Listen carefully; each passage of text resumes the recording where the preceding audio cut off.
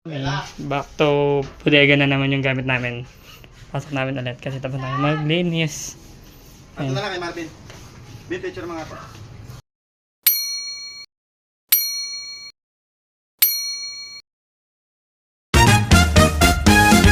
So, linis time. Kami ngayon, dahil wala pa kaming event. Ayan, dito muna kami sa mga gamit namin. Ilinisin lang namin yung iba.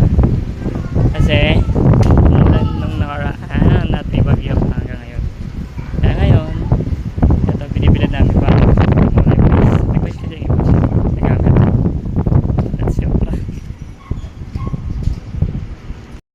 Yung linisin ko.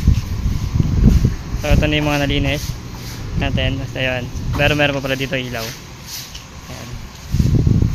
Linis time kami today. Hanggat wala pang event. Pero next, may event namin. Ayan. Sine-check lang namin yung iba. Okay. Back to bodega na naman yung gamit namin. Pasok namin ulit kasi tapos namin maglinis. Ito na lang kay Marvin. Bin, picture mga to. Ayan, papasok na sa loob. Tayo. Dito tayo lagi nakapwesto kasi maliit lang tayo. Iniis na tayo. Balik na namin sa lagayan sa bodega namin.